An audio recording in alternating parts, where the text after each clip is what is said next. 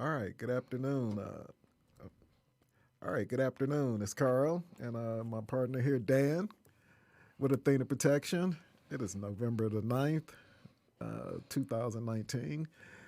And we got some pretty interesting topics today. But before we get into that, we want to give our sponsors a chance to shout us out, which our sponsor is us. So tell us a little bit about Athena Protection and how you can reach us. Well, Athena Protection is a security company that provides armed and unarmed security services. We also provide private investigation services. You can reach us on our website at www.athenaprotections.com, and you can reach us on our phone number, which is 1-800-951-4866. It's 1-800-951-4866.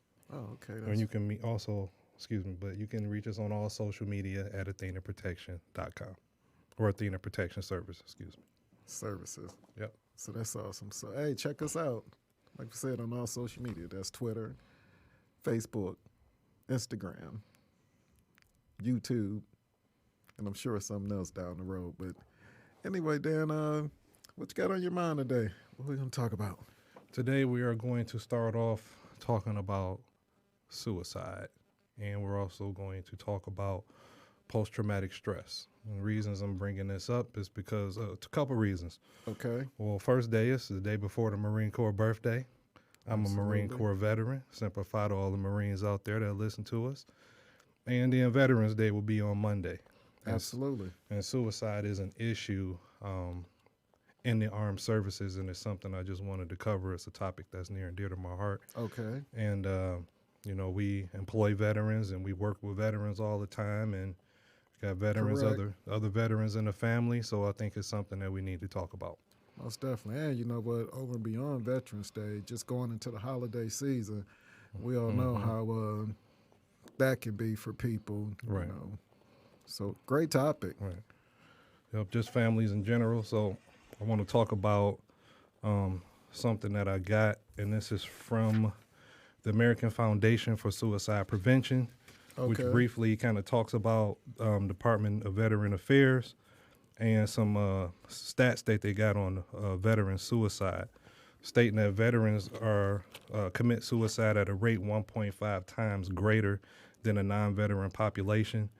Over 6,000 veterans die by suicide each year. In 2016, over 58% of veteran suicides were among veterans older than 54, and then the rate of suicide between the ages of 18 and 34 have been increasing over the last 10 years. Oh, wow.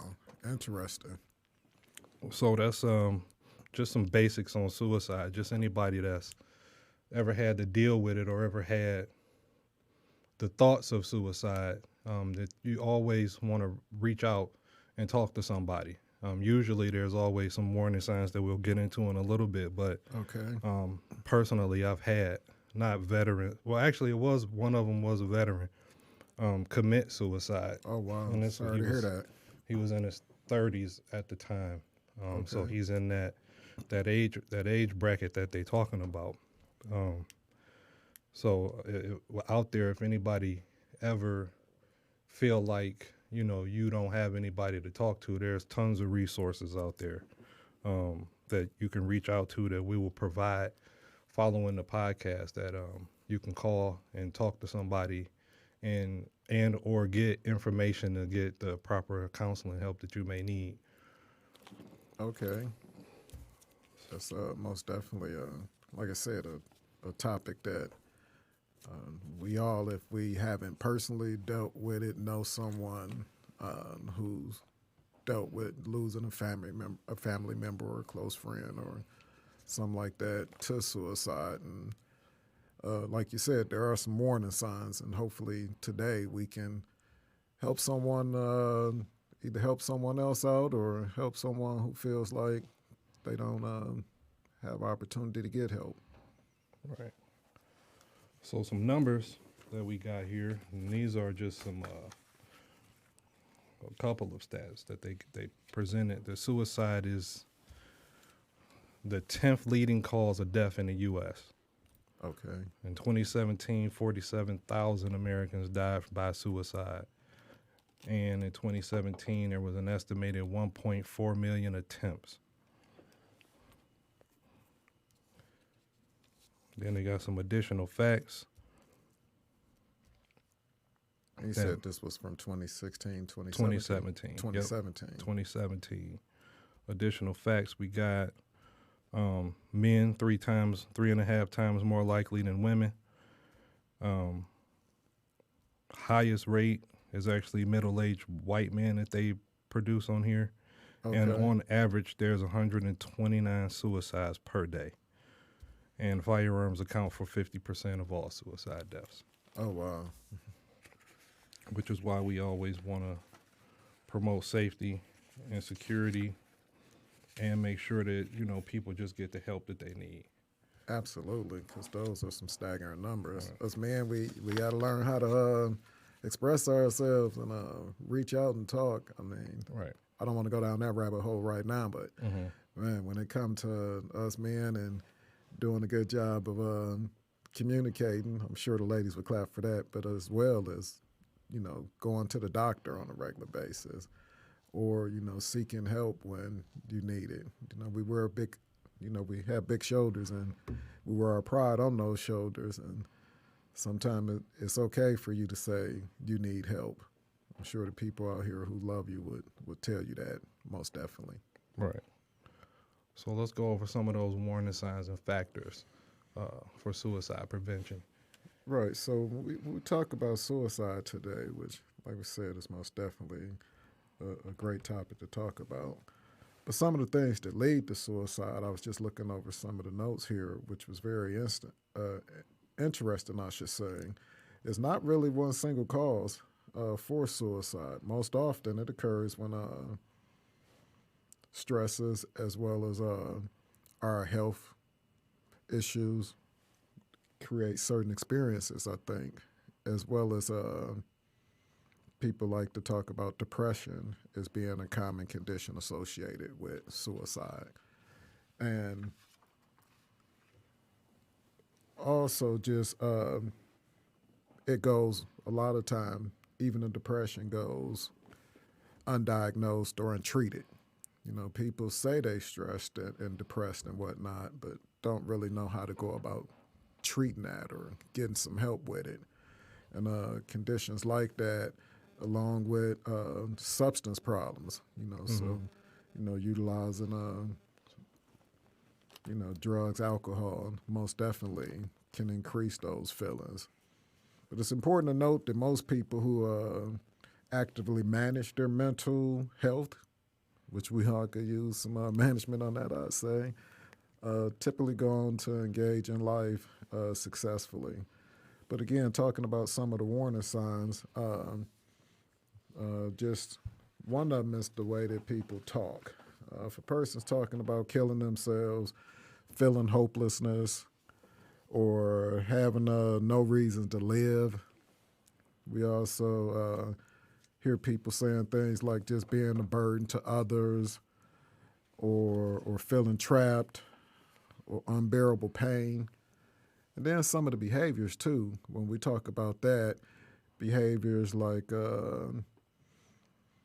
especially if you see or have dealt with a painful event, you lose a family member, some traumatic happen, lose a job, most definitely one that, can turn some people into feeling hopelessness. And then you'll see within those behaviors maybe increase in use of alcohol or drugs, looking for ways to end their life, such as searching online methods for it, withdrawal from activities. Somebody who normally is active with friends and family, maybe now they're a little bit more withdrawn. And so many times, and I just want to stop on there for a minute, so many times I've heard people make statements like, such and such, I ain't heard from them in weeks, and, I reached out to them, and they ain't respond, they tripping or acting funny, as we like to say, but sometimes we got to be a little bit more investigative and take off that looking at yourself, taking it personal hat and say, hey, maybe I need to reach out to this person and they ain't answering. Maybe I need to just go knock on their door. I'll deal with them being upset about that, but I got to come and check on, my brother, my sister, whoever it is. If you have people in your life that are doing things outside of the norm like that, go check on them. Go check on your people. But most definitely some other ones, sleeping too much or too little. That's one that we take our health for granted. We got to get that rest. We all like to say if you sleep, you can't get that money. And, we Detroit hustlers, we always on our grind. But, hey, this body is a machine, and you got to take care of it. And part of the maintenance on this machine is most definitely getting some rest. And then let's talk about, another warning sign. It's the mood. People who are considered suicidal often display one or more of the following moods. We talked about depression, but anxiety. We talked a little bit about loss of interest in things. But irritability, quick to go off the handle, something that may not be that person's character. Even if you think it is their character, still something that you want to look at and maybe assess and see maybe there are some concerns there. So those are some of the things that most definitely are some warning signs, I think. One thing to consider is if somebody tell you or they show these signs, it's okay to ask them if they're thinking about committing suicide. It's okay to let them know that it's okay if they're not okay. Absolutely. That's a great point. You also want to know if they got a plan. If somebody talking about suicide and you want to know if they got a plan or not. You want to know how far along they thought this out in the process. And you want to always get them some help. Don't commit to secrecy if somebody tell you they're thinking about committing suicide. This is a big issue just in our community in general, and just something that I wanted to touch on briefly today. Moving forward, I would like to get a couple of professionals in here where we can go in depth and, we can talk about suicide from a clinical or depression or, different mental health conditions from a clinical standpoint where they would be able to give us some more information, more so than me and you can sit up here and talk about. Absolutely. But most definitely a topic that for this time of year is valid. So something else, since we talking about the military in general, I want to talk about post-traumatic stress a little bit. Okay. Post-traumatic stress comes from being in just a stress-triggered event, basically. Right. So a lot of times we compare, post-traumatic stress to the military. Just me and myself going through Iraq and being in, that kind of environment for 8 months. It definitely gave me some post-traumatic stress that I didn't even really realize I had. It had to be pointed out to me.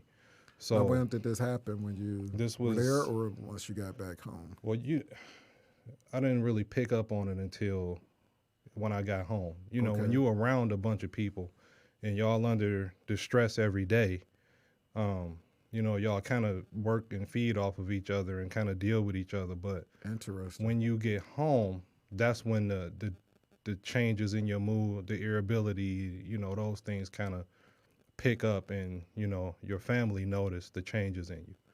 So when I came home, I could tell you I was extremely irritable, extremely short. I remember constantly being told by people, I'm not in the Marine Corps, don't boss me around, and I just had, I just had no patience at all for people. We would ride up the road. I remember being just cautious all the time, just hyper vigilant, just looking around at everything, looking at trash bags, looking at things that, don't really mean anything to the normal citizen. But to me, it presented some kind of danger, even though I was at home. Okay. So that, just in my temper, I was just quick triggered more than usual, and I'm kind of a laid back guy. You can consider me to be patient and just kind of relaxed and chill. No patience, real quick to get angry, real quick to want to go violent, drinking too much. I was doing all that when I came home and just wasn't really picking up on it.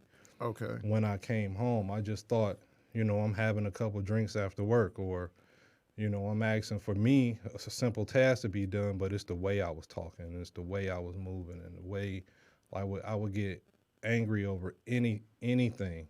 Okay. Like one day I was, my cousin came over to use the bathroom, and we almost got into a fight about it because he was at my mother's house, and I was, Okay. I'm telling him, don't just come over here to use the bathroom, and like it turned into an issue, when it shouldn't have been an issue, and Oh wow. that's me, just dealing with the circumstances of what I had been through and not really knowing, how to handle it and not talking to nobody about it.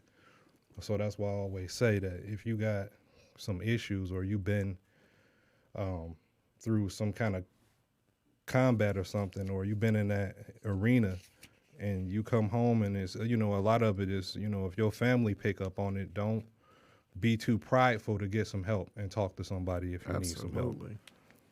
And hopefully, if there's one person out there to hear that and can assess that, because you really took us on a journey through that coming home. Was this something that was immediately getting back home, that the stress and the way you were handling things, was it something that you noticed? I mean, I'm sure you didn't notice it then, but was it something that, looking back on it, that was immediate once you were home, or was it gradual? We ended up at work. It kind of popped up one day at work when we was all talking after deployment. We had been home. You go on leave, then you come back to your base, and we all was sitting around talking, and we had some commonalities among how we were being talked to at home and what we were doing at home. Okay. And then we started exchanging notes and started realizing that we had changed a little bit. Oh wow. And everybody was saying, you're irritable, or you're testy, or you short patience and things like that.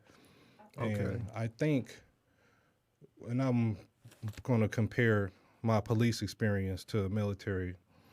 In the police department, we kind of get to, I want to say we kind of get to de-stress or kind of get, the work of the day off you at the end of the Okay. shift. We Right. talked about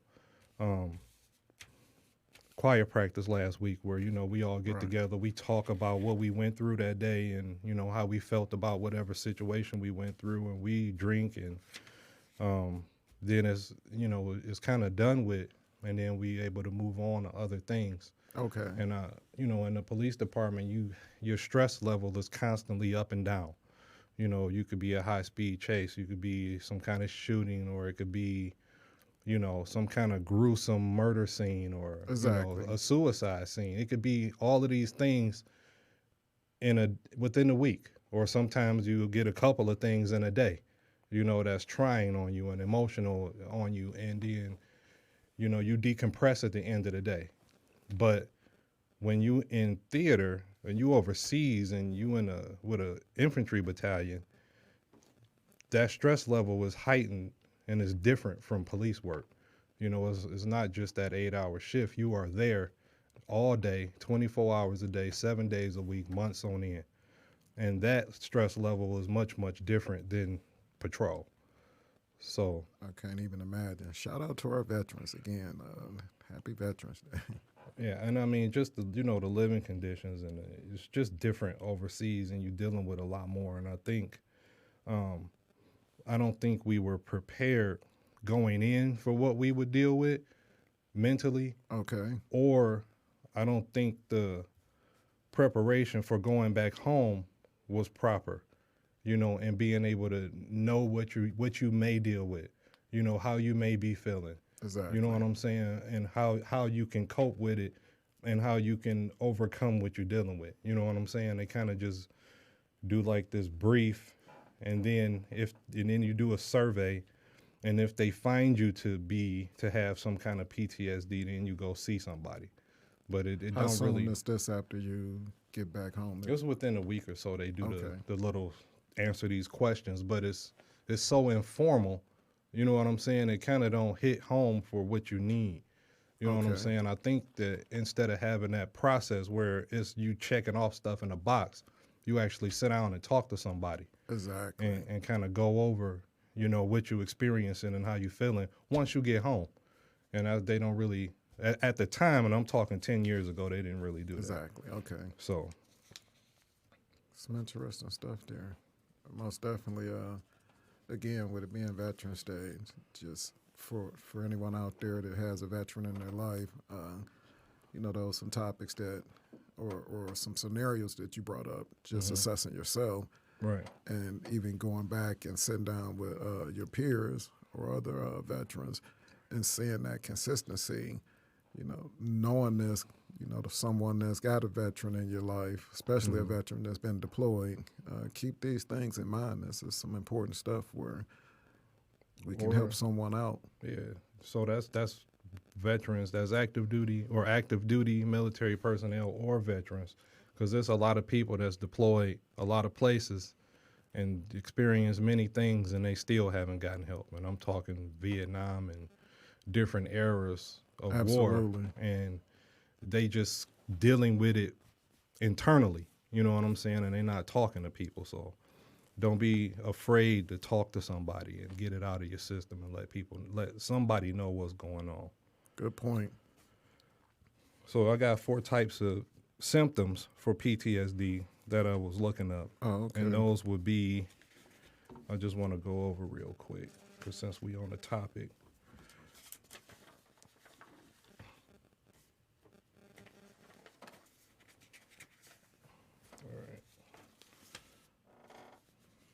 And Dan, before we get into those topics, just in case we had anyone that joined us late today, let's go over again how you can reach Athena Protection.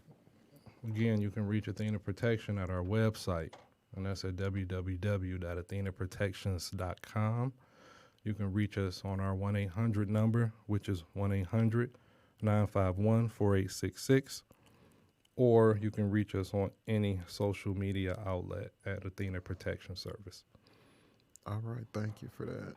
So you was going to get into some of the symptoms. Right, 4 type of symptoms they got here is intrusion symptoms, and that's unwanted distress and memories of the traumatic event, recurring trauma or related nightmares, flashbacks, and intense emotional distress or psychological reactions to trauma reminders. Okay. I can tell you one day, this happened to me recently, or something that happened to me yearly, I'll tell you, is during the holidays and there's fireworks going off, it reminds me of gunfire at night in Iraq. And I had that reminder like every year. I think about that. Or one day this is the strangest thing that probably ever happened to me. I was riding home one day and I was looking at my phone and I was in the passenger seat and I look up. Wasn't texting and driving? No, I wasn't texting and driving. So I look up and I don't know where I am.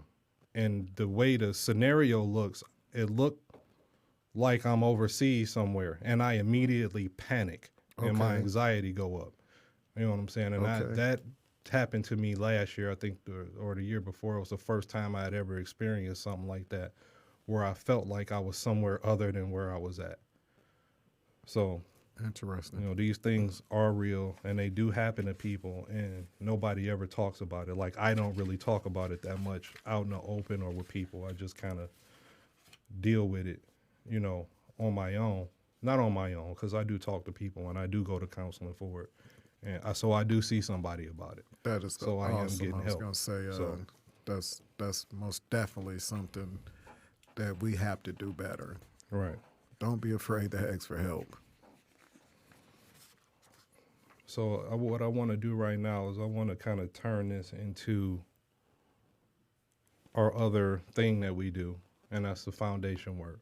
Okay, talk a little bit about that. So we have Athena Protection Foundation, and what that is a foundation, a 501c3, and that foundation is to support crime victims.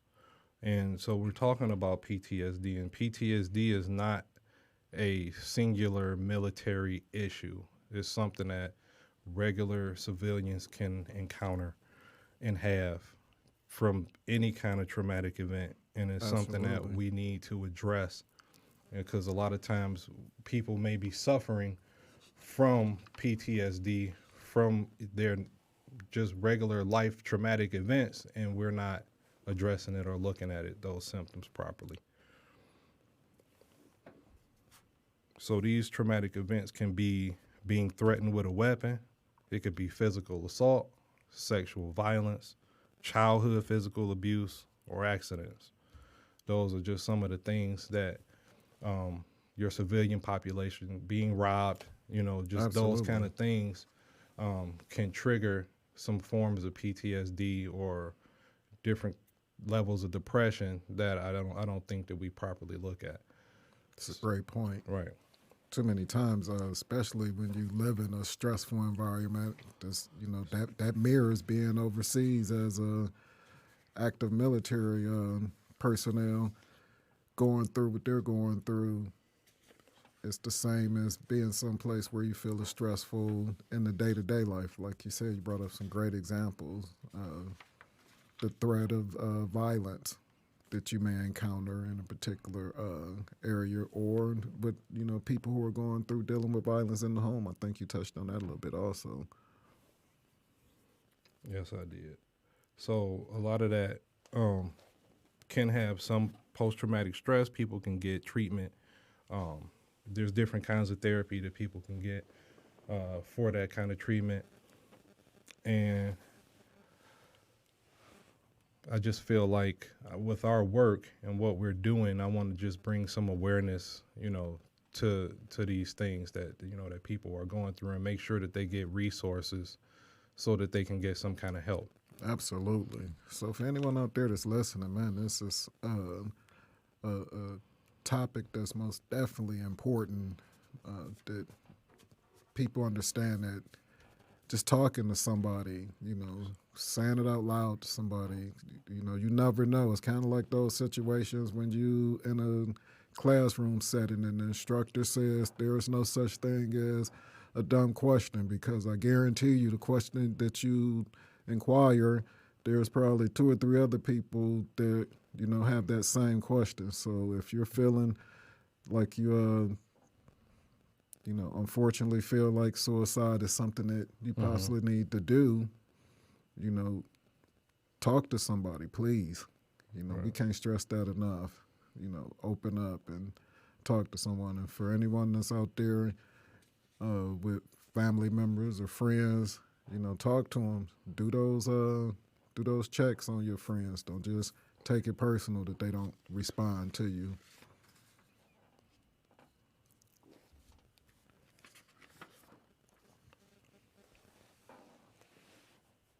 All right, so for the foundation, so anybody that's interested, I would like for them to reach out to the foundation. Go to our website, and the website is Athena Protection, FND.org, and that's Athena Protection, F as in Foxtrot, N as in November, D as in Delta.org. You can reach us at that website, where we are working to support crime victims and provide support to anybody that has been encountered in any kind of criminal act against them where they have been victimized. Currently, we are working on domestic violence victims, working with domestic violence victims, and we are working to get a grant to provide temporary shelter to the domestic violence victims. Okay. So that's where our focus is right now. So hopefully in the next few months, we'll be able to provide some information on that, about how we are, our progress with getting the grant and being Great. able to provide Most definitely something we can follow up shelter on. for something like that. And we're always looking for people that donate, as well as if they, again, feel like any of these things that we're offering, if you can think of someone who could utilize these services, please reach out to us. Can't stress that enough.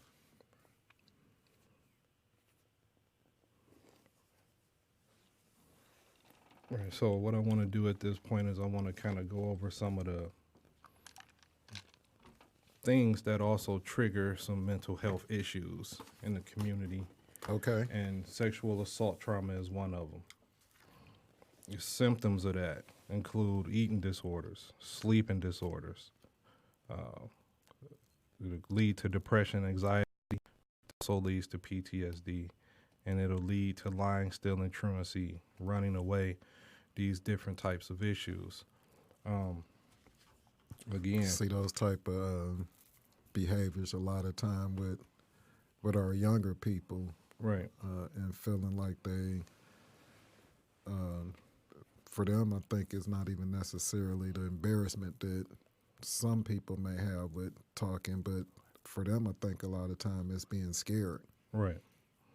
And holiday season is coming up, so we want to just a word of caution out there. 74% of sexual assaults happen inside of the home, of the person's home, which and in most cases, they know who the perpetrator is. Usually, if somebody's sexual assaulted, they know who that person is that sexually assaulted them is not a stranger. So holidays coming up, be mindful of who you leave with your children, and be mindful of, who you're with.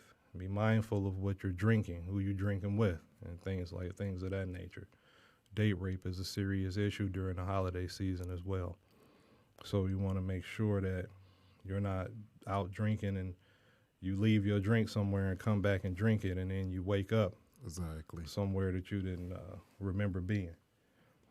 So just for the holidays, we wanted to just do this particular episode and kind of talk about just some precautions that you want to look out for. And that's the suicide that take place during the holidays, which is veteran related or sometimes not. It could be trauma within somebody's life. Cautious when you're out doing your shopping and there's people standing around, there's people waiting on opportunities to take advantage of you. So you want to look people in their face when you're talking to them, when you see them, speak to them, so that they recognize that you recognize them. And Absolutely. that, you're able to describe who they were, what they were wearing, what they were doing, what they were driving, anything. You want to make sure you get those details on people while you're out if somebody's acting out of character when you're out doing your shopping this holiday season. And that's just a rule of thumb in general, but most definitely because the holiday season, we tend to carry a little more money than we normally would. We tend to be a little more distracted with going out and doing holiday shopping and visiting and whatnot. And most definitely making sure that you are careful out there on the roads. We touched a little bit on the PTS. mm-hmm. And we also, did I say that right? I hope I did. It's post-traumatic stress. That's okay. You got it. I'm sorry. We know what you mean. Messing that up. We want to be correct. But Yeah. I personally went through a car accident a few weeks ago. Mm-hmm. And I find myself sometime now on the road, obviously, I'm going to be a little more cautious, but just really there's been a time or two where I'm reliving that situation. Mm-hmm. It could have been a lot worse. Luckily, I'm here, without a lot of major injuries. But just when you said that, it kind of had me to thinking. It's like, that's for me to feel those little things. And obviously, it's not having me feeling Right. suicidal or depressed or anything like that. But Right. most definitely is heighten my focus on that. But I do feel that anxiety sometime on the Right. road now. Right. When it's busy and there's similar situations to when the accident occurred. So Yeah. I could see how that could be a factor in someone ending up being in a situation where it starts out, with the anxiety and, Mm-hmm. Maybe you withdrawn now, you don't want to drive all the time and Mm-hmm. you start not wanting to do things and you start getting withdrawn. So every stone unturned, I guess is the Right. best way I can say it. Right. Don't discount if you're Mm-hmm. not feeling like you normally feel. Don't just hack it up to money. Obviously, money is a tough topic, especially this time of year with Right. utilities as well as holiday shopping. But some great points. Right. So I can tell you just a situation with me I had for years. Okay. I was in an accident with my mother, and and another cousin was in the car, and we were hit, and the car spent out all the way across the road. And That you were in? yeah, I was in the back seat. I was Okay. in the passenger seat for this accident. My cousin was in the back seat, and we were hit on my side of the car, and then the car spent across the street. We spent about 4 or 5 times, I think. Oh, wow. And for years, I would panic if I saw headlights in my peripheral vision, not knowing that this is a potential condition from the accident. You know, Right. just for years, I would just have that panic whenever I would be just sitting at a light, or you know, when cars are coming, and if I'm looking this way, and I see lights coming, it'll just trigger something in me. It's just like a little bit of fear. So, you know, it's definitely real. And you know, my objective today was just to kind of provide a little bit of awareness to just what's going on out there, just from a mental health aspect of, you know, Veterans Day is coming up again, like I said, and it's an issue in the veteran community of suicide, and I just wanted to bring some awareness to it, and also just awareness to PTSD, and just for people to know that this is not an isolated situation for veterans. Is any of us can get PTSD from any traumatic event that we may experience. Absolutely. So, we was able to reflect on right. quite a few personal experiences that I could think lead we that just, you know, we just don't know what it is, and we don't want to stigmatize the name either. It doesn't mean that you're crazy, and it doesn't mean they're going to take point. your, Exactly. You're not going to take your guns away. That's not what it means. It just means you need some help, and you got stress from a situation that you've been through. So, you know, I don't want people to try to steer clear of it because of the name, or because they call it a mental health condition. It's something, you know, that we experience. We need help. We can get help, and we can live and learn how to cope with it. Oh, absolutely. That's a great point. And again, you know, we can't stress this enough. You know, there's someone out here who's been feeling away, been wondering why they were so anxious when they're on the road, or maybe feeling some kind of way because they got robbed, or they saw some traumatic, or it was some type of sexual assault. There's other people who have been through these things and unfortunately didn't reach out for help because, like you said, we talked about either being scared or feeling embarrassed. There's no such thing as being, I shouldn't say no such thing, but you just shouldn't be embarrassed or scared to talk about these things. Right. You know, get the help. So, yeah, I guess that, man, it seemed like this is, like I'm trying to bring this awareness, but I got so many stories of me going through stuff. It's good, man. It's most definitely things that are relatable. As I said, sitting here assessing myself a little bit because I went through a pretty traumatic car accident. The car was totaled out. So these things, someone else has been through a car accident, I'm sure, within the last 3 to 6 months, and you may be wondering why you felt the way you felt. Right.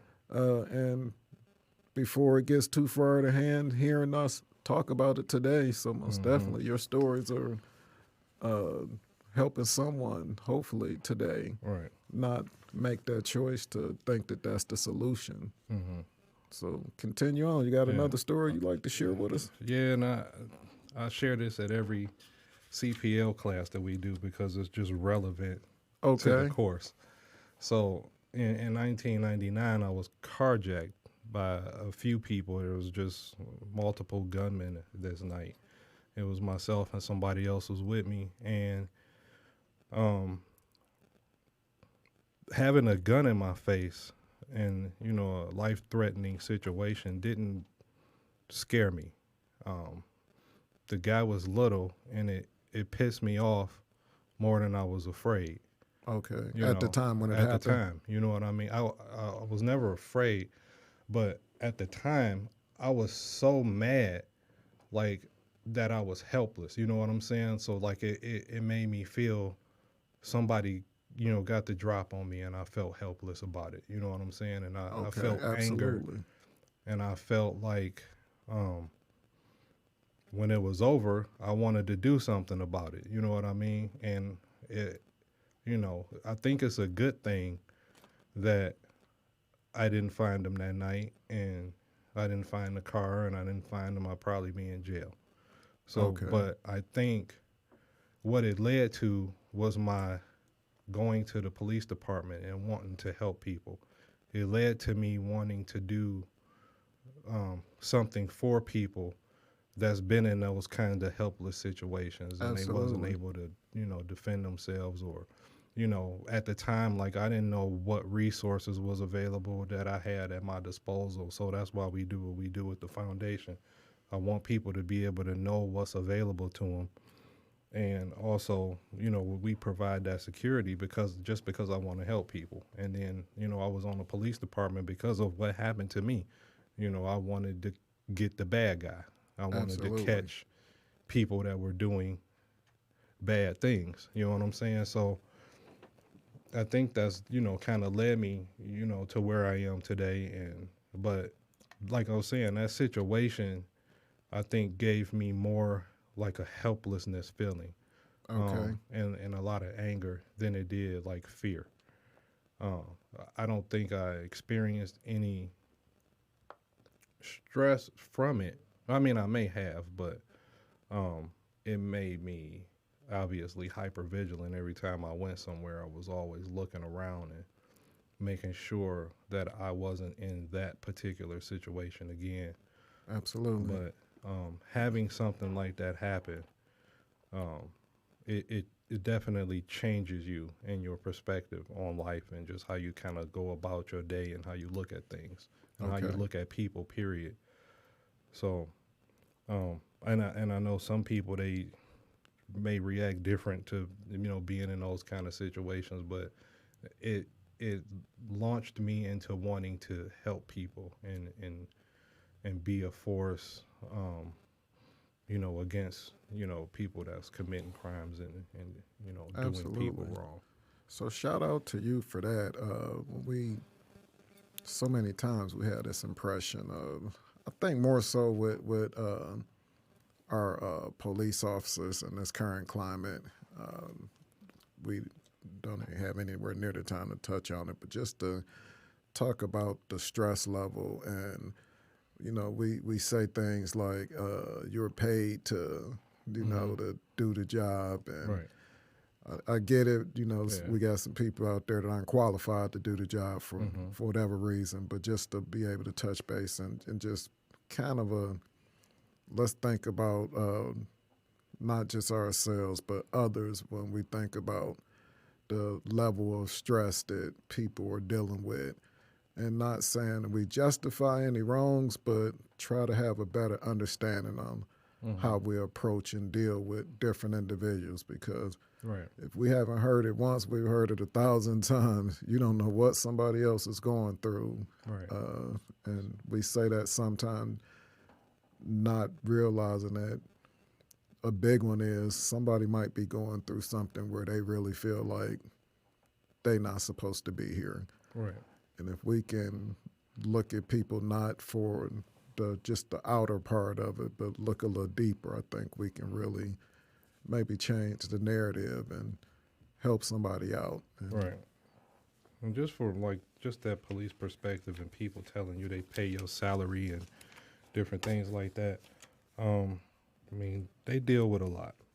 They deal with a absolutely. lot. And I mean, we talking about, you may have a domestic violence situation. From that situation, you may deal with somebody's dead child and that family, and then you going through all those emotions with those people, and then you're dealing with a robbery and something like that, and then you confront somebody who's telling you they pay your salary and you better do what they say and things like that, and that officer may lose it on you. So that's why I always say, be considerate to people and treat people the way that you want them to treat you. Hey, and even on a lighter note, just in general, too many times I think that people feel like they can't have a disagreement with somebody and it not be a violent or an angry exchange. Just because we disagree on something doesn't mean, especially when you're talking about people who you deal with, coworkers, family members, friends, Right. because you guys disagree on something doesn't mean that you don't like one another. Right. Agree to disagree and move on with life. Right. So I guess to wrap up, I guess I would, what I want to do under the video, I'm going to put resources for suicide prevention, phone numbers that people can reach out and talk to. Absolutely. I will put some charities that we deal with directly along with ours for any crime victim support that people may be interested in getting, or you don't know if you need it, or it's maybe something you don't know. I'll put that information out for people to see as well. But really, I just wanted to kind of touch on, the suicide situation, not only in the veteran community, but also, in a civilian community as well. It's something that we don't talk about enough, in the mental health aspect of PTSD and people dealing with crimes and learning to cope with those situations. We don't talk about that enough either, and I want to make that a topic of discussion today. Well, I really appreciate that we had the opportunity to talk about this, because if we can just change one person's perspective on life and their necessity to be here, because you may think you don't need to be here or feel like you shouldn't be here.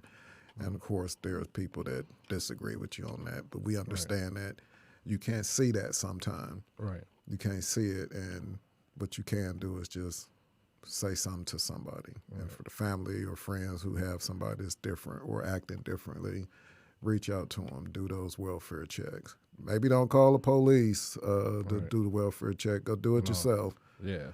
But again, not to slight the police. Shout out to those men and women that do that every day. My hat's off to them. Right. But can't say enough. It means a lot. I'll say this. It means a lot to people when you check on them. And it does. You show up and see how they doing. So it doesn't a phone call. There's a guy I know. He never answers my phone calls. He never answers my texts.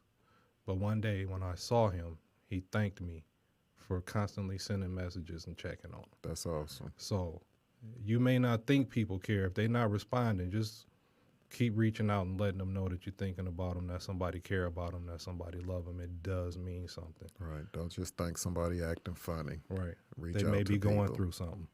So. And sometimes it can be the life of the party. Don't just assume that person doesn't need need someone ask how they're doing. Right. Great point. But hey, great. We got just a few more seconds here left, just in case someone just tuned in. Shame on you, but let's go over how you can get in touch with us one more time before we end the show today. You can get in touch with us through any social media at Athena Protection Service. You can reach us on our phone number at 1-800-951-4866. That's 1-800-951-4866, or you can reach us on our website at athenaprotections.com. All that information will be posted under the video so people can see how to get in touch with us or get any resources that they may need for mental health or for any victim advocate support. Great. And hey, for anyone out there that's following us on any of those social networks, please hit that like button, hit that subscribe button on YouTube, and share this information. If it doesn't pertain to you, share it. I guarantee you somewhere within your followers there's somebody that could use this. If we can touch one person, this will be a successful podcast today. So hit that like button and hit that share button out there for us, friends and family. We really appreciate it. All right. Thank you. All right. Thank you. All right.